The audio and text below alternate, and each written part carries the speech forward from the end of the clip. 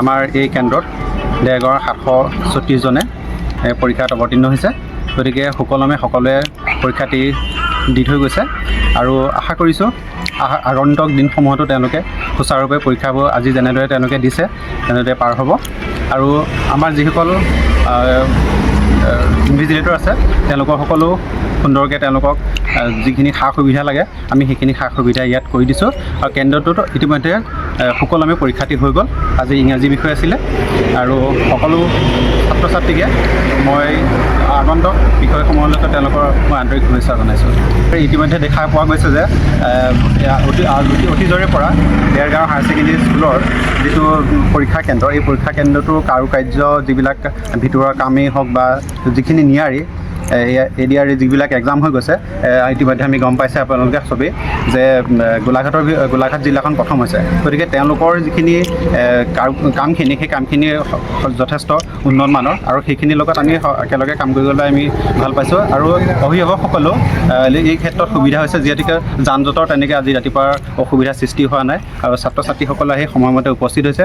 আমি ফিক্সিঙৰ দায়িত্বখিনি সেইখিনি কৰিছোঁ আৰু ভিতৰ যিখিনি তেওঁলোকৰ সা সুবিধা কৰিব লাগে সেইখিনি আমি সুচাৰুৰূপে সময়ত পৰীক্ষাটো অনুষ্ঠিত কৰিবলৈ আমি সক্ষম হৈছোঁ। 8 বজাতে উপস্থিত হৈ সকলো ছাত্ৰ ছাত্ৰী ইয়াত প্ৰায় 290জন ছাত্ৰ ছাত্ৰীয়ে ইতিমধ্যে এইবাৰ চিনাতলী উচ্চতৰ মাধ্যমিক বিদ্যালয়ত পৰীক্ষাত অৱতীৰ্ণ হৈছে।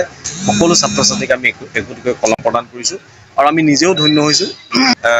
চিনাতলী বৰনামঘৰ সমাজ পৰিষদ তথা শিক্ষা আৰু সাংস্কৃতিক সমিতিৰ তৰফৰ পৰা আমি শুভেচ্ছা জ্ঞাপন কৰোঁ। গোলাঘাট জিলাত কিমানজন অৱতীৰ্ণ হৈছে? গোলাঘাট জিলাত অৱতীৰ্ণ হৈছে 33টা পৰীক্ষা কেন্দ্ৰ আছে জিলাখনত আৰু তাৰ ভিতৰতে পৰীক্ষাৰ্থী হৈছে 12,643 গৰাকী। ইয়াৰ ভিতৰতে 5,954 গৰাকী হৈছে পুৰুষ পৰীক্ষাৰ্থী আৰু 6,689 গৰাকী হৈছে মহিলা পৰীক্ষাৰ্থী। আৰু জিলা প্ৰশাসন গোলাঘাট শিক্ষা বিভাগে সম্পূৰ্ণ সুচাৰুৰূপে আজি এই পৰীক্ষা অনুষ্ঠিত কৰিছে আৰু আমি আশা কৰিছোঁ 3 মাৰ্চলৈকে সফলতাৰে জিলাখনত পৰীক্ষা সম্পন্ন হ'ব। যিহেতু সকলো বিষয় এতিয়া আমি যদি চাওঁ তেতিয়াহ'লে সকলো কম্পিটিটিভ হৈছে আৰু যাৰ কাৰণে ইতিমধ্যে কেন্দ্ৰীয় চৰকাৰ হওক ৰাজ্য চৰকাৰসমূহে ছাত্ৰ ছাত্ৰীসকলক সকলো কম্পিটিটিভ এক্সামৰ লগত খাপ খোৱাকৈ এই যিসমূহ আমাৰ পৰীক্ষা সেই পৰীক্ষাসমূহ অনুষ্ঠিত কৰিবৰ কাৰণে চেষ্টা কৰিছে। গতিকে মেট্ৰিক পৰীক্ষাতো নতুনত্ব আহিছে, হায়াৰ ছেকেণ্ডেৰী পৰীক্ষাতো নতুনত্ব আহিছে, সকলো পৰীক্ষাত নতুনত্ব আহিছে আৰু এই নতুনত্বই ছাত্ৰ ছাত্ৰীসকলক অহা সময়কণত তেওঁলোকৰ যি শিক্ষা জীৱনৰ গতি সেই গতিত যথেষ্ট প্ৰভাৱ পেলাব। গতিকে আমি আশা কৰিছোঁ নতুনত্বই ছাত্ৰ ছাত্ৰীসকলক যথেষ্ট সুবিধা কৰিব। আৰু শিক্ষা আৰু সাংস্কৃতিক সমিতি চিনাতলী বৰনামঘৰ তৰফৰ পৰা সমূহ হাইস্কুল শিক্ষান্ত পৰীক্ষাত অৱতীৰ্ণ হোৱা পৰীক্ষাটোলৈ আমি শিক্ষা আৰু সাংস্কৃতিক সমিতিৰ তৰফৰ পৰা শুভেচ্ছা জনাইছোঁ। অসমৰ সংবাদ জগতখনৰ বাবে এক সুখবৰ। নৰূপ নসাজেৰে প্ৰায় 30 বছৰীয়া অভিজ্ঞতাপুষ্ট সাপ্তাহিক কবচ পুনৰ এবাৰ ৰাজ্যৰ মাজলৈ। স্বত্বাধিকাৰী প্ৰণীতা কলিতাৰ দ্বাৰা প্ৰকাশিত আৰু অমৰজ্যোতি প্ৰিণ্টাৰ্ছ গুৱাহাটী কমাৰ্চ কলেজৰ বিপৰীত ফালে মুদ্ৰিত।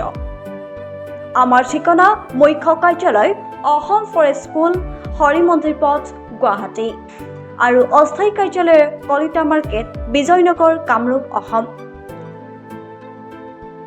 মোবাইল নং 9435114666 আৰু 7024722813।